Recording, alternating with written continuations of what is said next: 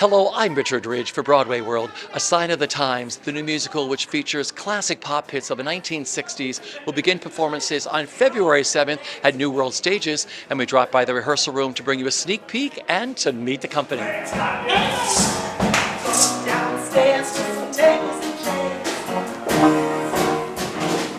Even if this were the first time we're doing the show, it would be thrilling. But we have had two other incarnations of this show. 2016 at the Goodspeed Opera House, where I'm very lucky to have worked a lot, and 2018 at the Delaware Theatre Company.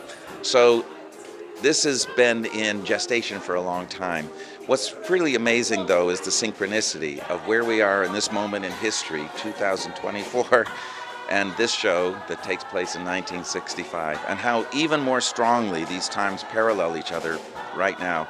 So I don't think there's actually been a better time for us to bring the show to New York, and we couldn't be more excited with the entire team, the cast, which you just saw examples of, and our design team, which is extraordinary. And we're going to be in the 500-seat New World Stages theater, which is the perfect envelope for this show. It really is. And so I'm really excited and looking forward to hopefully a healthy long run. I am very excited. I love stylistically where this lives. For me, it's in my world. It's in my DNA. But I love it because it's catalog music. Yes, it is. But I feel like Lindsay's done a great job in this story, making it a parallel universe to the 60s, the Renaissance of the 60s, the rebirth of the 60s. We're having to rebirth ourselves again. But I love it, and I love our company. I love pretty much I'm very lucky that I get to work with great and kind and fun people. So I'm having a great time, and I like the room full of dancers is, it's my dream. I've been working on it for like 7-8 years. Crystal and Ryan and I, we've been together working on this for a very long time, and I think it just keeps getting deeper. Like the more we work on it, the longer time goes by. I think that the message just keeps deepening. And I think during the pandemic we kept asking why are we telling these stories? Why now? And I think right now is the perfect time to be telling the story. And so I just have so much history with it that I'm kind of in love with it, and I'm so proud of where it started and now where it's gotten to, and great music. I mean, listen, it's worth the price of admission just to hear those songs. They're some of my favorites. The collaborative process with this team has been just incredible. I mean, my favorite part of developing a new show is getting to sit down with the creative team and really discover and play, and they've allowed all of that to happen every single day, and it's really unveiled a lot of fun textures and colors in this piece, which is definitely something that is important to this team and to the show, I think, right? Well, my parents would be loving it because, it is the music that I, in a sense, grew up with because they still loved it and they were playing it all the time. So when I came to rehearsals, I knew all the songs, and they're still popular songs. They still work, they still, they can still play, and they still have audience members that are newly discovering them. My daughter is now 11.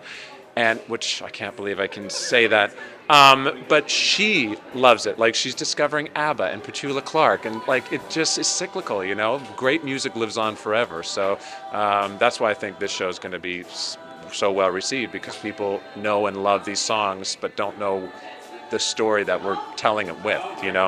I'm very, very excited. First of all, Crystal Lucas Perry is right there. You know what I mean? I'm so excited to be working with her and to be singing some of this music that, honestly, I didn't know a lot of this music before I came into the show. And now I'm like, what have I been doing? Plus, I get to sing a very iconic song, If I Can Dream.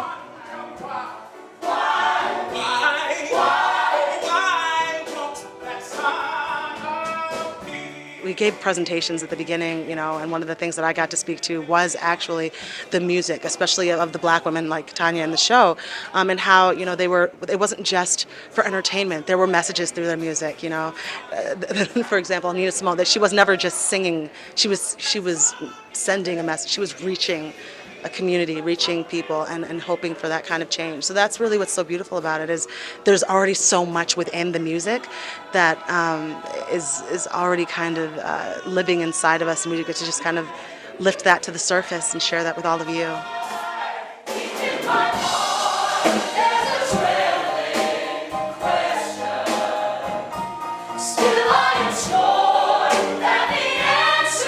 Gonna come somehow.